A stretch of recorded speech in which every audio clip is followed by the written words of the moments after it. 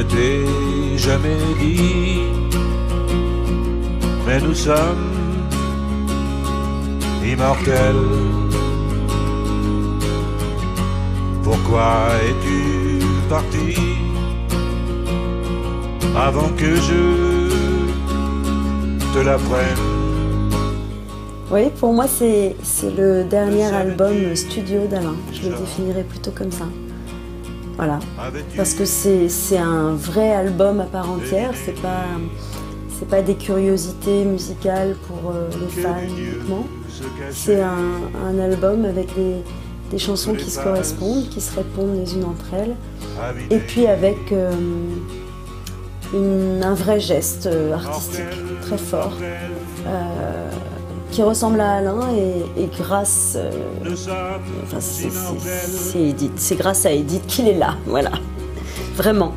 Merci, tant mieux, mais moi j'ai du mal à dire, tu sais, oui. On a discuté déjà album ou album posthume, tout ça, j'ai vraiment du mal à ça.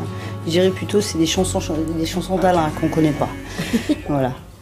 Les chansons qui avaient été mises de côté, donc au moment de Bleu Pétrole, il y en avait plus, il y en avait une vingtaine.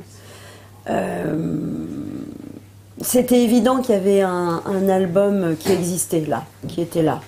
Après, comment le choix des chansons s'est fait, juste en écoutant, c'était évident en fait. J'ai vraiment gardé les chansons qui se tenaient, qui étaient, où la voix était la plus belle, la plus présente, surtout la plus vivante.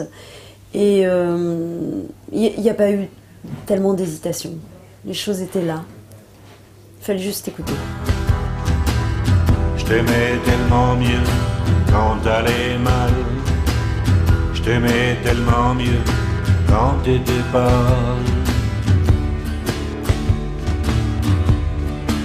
Et comment s'est fait le choix d'Edith? Et ben parce que Edith avait travaillé avec Alain, donc son nom est venu très vite dans les propositions et de la maison de disques. Et sur l'album Fantaisie Militaire. Voilà, elle avait travaillé. Qui est son sommet. Je sais pas, chacun a son sommet. C'est qu'effectivement, chacun a son album préféré, donc ça c'est déjà pas mal. Et voilà, et donc Edith, Edith. Et voilà, et c'est parfait. Aussi parce que c'est une guitariste. Ah voilà, pour moi c'était très important qu'elle soit guitariste, effectivement, pour le geste de l'album, parce que souvent c'était des guitares-voix.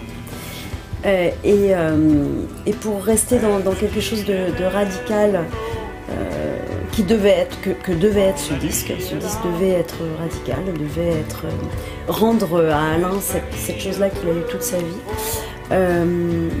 Il fallait rester au plus près des squelettes de ses chansons et de cette musique qu'il aimait tant, qui est le rock'n'roll, tout simplement. Et qu'est-ce que c'est le rock'n'roll? C'est une guitare et 3 accords. Hein. Donc voilà. Et Edith, elle joue un peu plus que 3 accords et plutôt super bien. Mais en tout cas, elle a cet instrument qui est comme elle-même.